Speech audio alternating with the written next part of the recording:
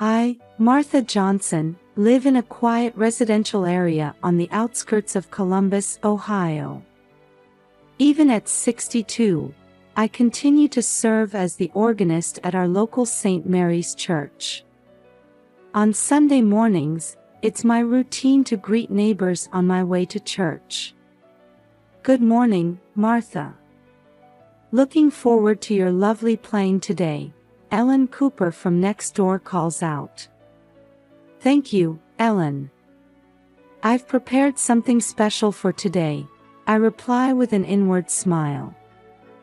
Music is my life, and playing at church is a precious bond with the people in this town. When I return home, my daughter Sarah, 35, is preparing breakfast in the kitchen. Welcome back, Mom. How was your performance today? Sarah asks. It went very well. Everyone seemed to enjoy it, I answer, looking around for my grandson Tommy, 8. Is Tommy still sleeping? Yes, he was practicing piano late last night, Sarah replies. Indeed, Tommy is our family's treasure. Despite losing his sight in an accident at the age of 2, he possesses an astonishing musical talent. Every time I hear his piano playing, my heart fills with warmth. Sarah's husband, John, 37, comes down the stairs. Good morning, everyone. Martha, how was your performance today? It was wonderful, John, I reply, watching the happy faces of my family. However, I don't miss the occasional shadows that cross Sarah and John's expressions. Are they remembering Tommy's accident? At breakfast time, Tommy finally wakes up. Good morning, Grandma, he smiles at me. His smile is as bright as the sun, lighting up the whole room. Good morning, Tommy. How was your piano practice yesterday? I ask, and Tommy's face lights up. It was great. I can play the new piece much better now, he answers happily. Our daily lives revolve around Tommy's music. The neighbors also recognize Tommy's talent and often offer words of encouragement. Just the other day, when I met Mrs. Richardson at the supermarket, she said, Martha, I'm looking forward to Tommy's recital. That child's talent is truly special. Indeed, Tommy's talent is special. But more than that, what I'm proud of is his positive attitude and willingness to work hard. Despite losing his sight, he never gives up and puts his all into music. This attitude gives courage and hope not only to our family but to the people in this community. At night, the sound of Tommy playing the piano echoes throughout the house. As I listen to the beautiful melody, I think about his future. Surely, a wonderful life awaits him. Believing this, I vow to continue supporting him. On Tommy's 5th birthday, our family prepared a special gift. We had the old upright piano in the living room professionally tuned. Tommy, happy birthday. This is your present, I said, and Tommy carefully approached the piano and touched the keys. I'll never forget the expression on his face at that moment.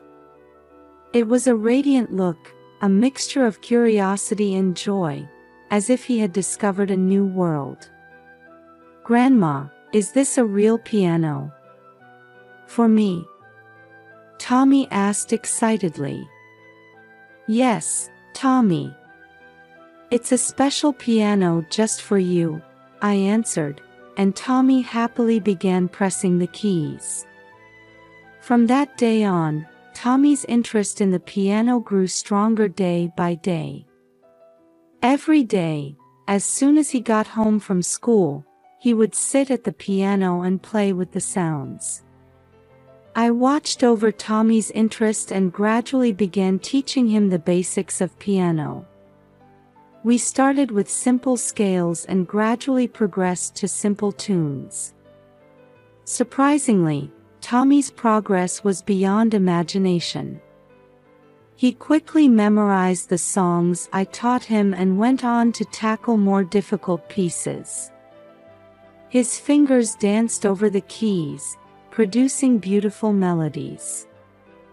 "Martha, Tommy's talent is truly remarkable," Sarah said one day. However, I sensed some complex emotions behind her words. John was the same. "Tommy, you're amazing. But you don't have to push yourself too hard, you know," he said, seeming somewhat uneasy. I was a bit concerned about Sarah and John's reactions, but I decided to focus on nurturing Tommy's talent. I consulted with Mrs. Anderson, the local piano teacher, and decided to have Tommy attend her piano lessons. "Martha, Tommy's talent is truly special," Mrs. Anderson exclaimed in surprise. "His musicality surpasses any student I've ever met." The other students in the class were also amazed by Tommy's performances. Tommy's ability to perfectly play difficult pieces despite his lack of sight was an inspiration to everyone. When Tommy turned 6, at Mrs. Anderson's suggestion, a small recital was organized. On the day of the recital, the community center hall was filled with local people. When it was Tommy's turn, the venue fell silent. Tommy took a deep breath and sat at the piano. Then, he began to play Chopin's Nocturne. As the beautiful melody filled the hall, the audience held their breath. When the performance ended, the venue erupted in applause. Many people stood up, applauding Tommy with tears in their eyes. "Martha, your grandson is a genius," Mrs. Cooper, who was sitting next to me, said excitedly. "I've never seen a child with such wonderful talent before." After the recital, many people began talking about Tommy. A small article about Tommy's talent was even published in the local newspaper. However, amidst the excitement, I was concerned about Sarah and John's behavior. They wore happy expressions, but they also seemed somewhat uneasy. "Mom, Tommy's talent is amazing, isn't it?" Sarah said, but there was a hint of anxiety in her eyes. "Yes, it really is," John agreed, but his voice seemed to be mixed with complex emotions. While I questioned their reactions, I decided to focus on nurturing Tommy's talent. I believed that Tommy's passion and talent for music would surely brighten his future. A few months after Tommy's small recital, I found a flyer for the Ohio Young Musician Competition. This contest is a prestigious event that serves as a big challenge for young musicians in the state. "Tommy, would you like to enter this competition?" I suggested, and Tommy's face lit up. "Really? I'd love to try," he answered excitedly. However, Sarah and John's reactions were complex. "Mom, Tommy is still so young. Isn't it too early for him to enter such a big competition?" Sarah said worriedly. "That's right. Tommy, you don't need to feel pressured," John agreed. However, seeing Tommy's enthusiasm, his parents eventually agreed. And so, we began preparing for the competition. Tommy's practice became more intense than ever. He practiced for an hour before school in the morning, 2 hours after school, and another hour at night, without fail every day. "Grandma, I want to play this part more expressively. How should I do it?" Tommy would ask. I listen carefully to his playing and offer advice. "Well, Tommy, why don't you try playing this part a bit slower and let each note resonate more?" Tommy listens seriously and immediately tries it. His concentration and desire to improve always amaze me. However, as the practice continued, a change appeared in Sarah and John's attitude. The two, who were previously supportive, began to show anxious expressions. "Tommy, why don't you take a break now?" Sarah began to say frequently. "That's right, Tommy. Don't push yourself too hard," John chimed in. I felt uncomfortable with the change in their attitude. Why are they so reluctant when this is a chance to develop Tommy's talent? One night, I overheard Sarah and John's hushed conversation. "John, is this really okay?" "Tommy is." "I know, Sarah." But at this point, their conversation was fragmented, and I couldn't catch everything, but I felt there was some serious secret.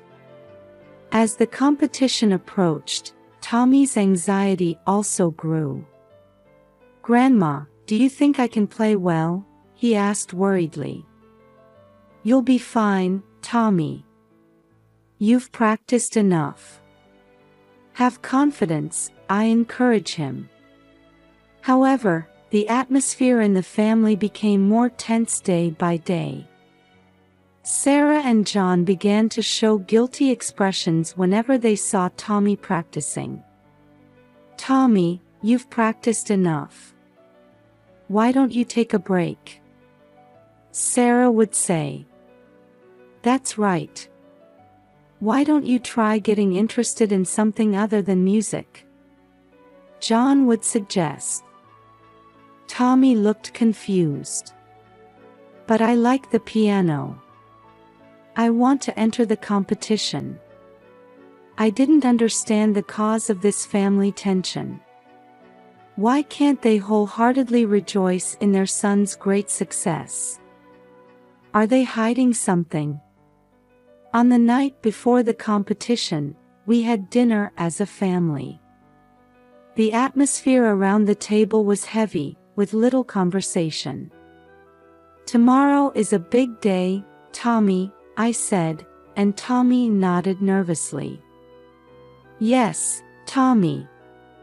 Do your best," John said, but his voice lacked energy. Sarah remained silent, continuing her meal. In my heart, doubts grew larger and larger. Does this family have some serious secret? And is it somehow related to Tommy's talent? When we got home, I made up my mind. I must find out the truth from Sarah and John soon. For Tommy's sake, and for our family's sake. The day after the competition, a celebration for Tommy's victory was to be held at the local community center. I headed to the center early in the morning to help with the preparations. "Martha, congratulations. Tommy's talent is truly amazing," Mrs. Cooper called out to me. "Thank you. This result is thanks to everyone's support," I replied. The venue was decorated with handmade banners and Tommy's photos, creating a celebratory atmosphere. Tables were laid out with cakes and snacks donated by the local bakery. At 2 p.m., the victory celebration began. People from the community, Tommy's school friends, and teachers arrived one after another. Everyone offered warm words to Tommy, praising his talent. "Tommy, your performance was truly wonderful. I'm looking forward to your future activities." Tommy responded to people's words a bit shyly, but happily. However, I was concerned about Sarah and John's behavior. The two were standing in a corner of the venue, looking uneasy. Occasionally, they would look at Tommy with anxious eyes. As the celebration reached its midpoint, the host encouraged Tommy to give a speech. "Now, let's hear a few words from our winner, Tommy." As the venue fell silent, Tommy stood in front of the microphone. He took a deep breath and began to speak. "Everyone, thank you for coming today. I'm truly happy about this victory." Tommy paused for a moment, and then continued with unexpected words. "But there's something I need to tell you all. Actually, the reason I became blind." Tension ran through the venue. I could see Sarah and John's faces turning pale. Actually, it wasn't an accident. My parents intentionally. The sudden confession threw the venue into chaos. People raised voices of surprise, looking at each other. My parents deliberately injured my eyes to make me famous. Tommy's words plunged the venue into complete confusion. People raised voices of anger and surprise, and some even began to cry. I was in a state of shock, looking at Sarah and John. The two were pale-faced and trembling. Suddenly, Sarah cried out, "No. That's not." However, her words were drowned out by the commotion in the venue. The next moment, I saw Sarah and John running towards the exit of the venue. Instinctively, I stood in their way. "Wait! Running away won't solve anything." At my voice, the two stopped. Sarah collapsed in tears, and John stood dazed. At that time, someone seemed to have called the police, as the sound of sirens could be heard. The police arrived and began to assess the situation. The officers are trying to calm the chaotic venue. "Everyone, please calm down. We'll hear the details of the situation." A police officer raised his voice. Tommy quietly approached the police officer and began to tell his story. Sarah and John, accompanied by another police officer, are being questioned in a corner of the venue. I stood by Tommy's side and put my arm around his shoulders. "It's okay, Tommy. No one will hurt you anymore." Tommy nodded slightly and leaned against me. A heavy atmosphere hangs over the venue. People are watching the development of the situation with expressions mixing surprise, sadness, and anger. Mrs. Cooper approached me. "Martha, it must have been hard. Is there anything I can do to help?" "Thank you. For now, I just want to stay by Tommy's side," I answered. The police decided to take Sarah and John to the station.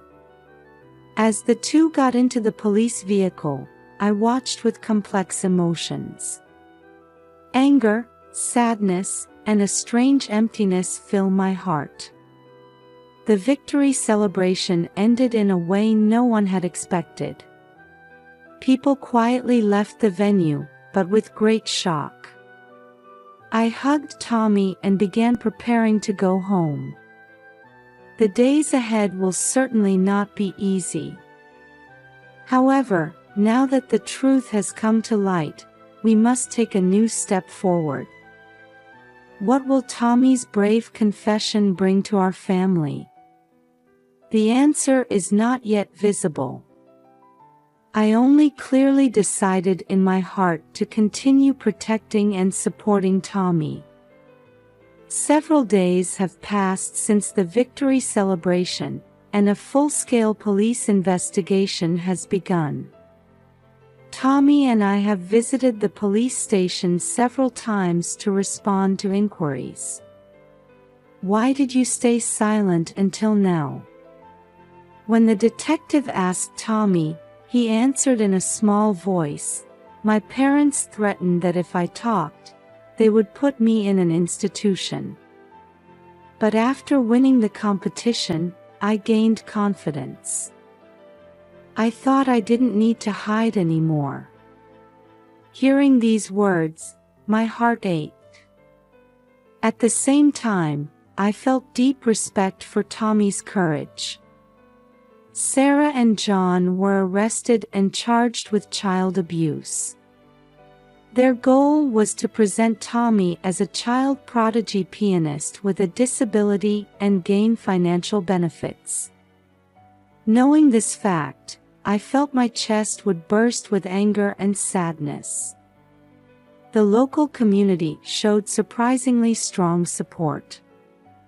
Many people are trying to help Tommy, offering free counseling and legal assistance. "Martha, please let us know if you need anything. Let's all support Tommy together," Mrs. Cooper said. Tommy had complex feelings towards his parents. "Grandma, do I hate my parents? Or do I love them? I'm confused," he said crying, and I hugged him tightly. "Either is fine, Tommy. All your feelings are valid." As time passed, changes gradually appeared in our lives. Tommy has started receiving psychotherapy and is making efforts to face his emotions. Sarah and John also seem to be spending days of reflection in prison. A letter from them arrived for Tommy. "Tommy, we're truly sorry. We did something unforgivable. We're so sorry for hurting you." Tommy read the letter over and over, and it seemed that feelings of forgiveness towards his parents were slowly growing. "Grandma, I want to go see Dad and Mom someday," Tommy said, and I felt his growth. Sarah and John are also earnestly working on rehabilitation programs while serving their sentences. I received a report from their lawyer that the two are sincerely repentant and want to engage in community service activities after their release. We are now exploring a new form of family. Tommy and I, and hopefully in the future including the rehabilitated Sarah and John, are hoping to build new bonds. "Tommy, your life from now on will surely be wonderful. Your music should give hope to many people," I said to Tommy. Tommy answered with a bright smile, "Yes, Grandma. I'll do my best. I want to make people happy with my music." Having overcome this hardship, our family has become stronger. Tommy's talent and courage, and the warm support of the people around us. All of these are our hope for the future. The road ahead will certainly not be smooth. However, we are determined to move forward step by step, believing in the power of love and forgiveness. I sincerely hope that the beautiful music Tommy plays will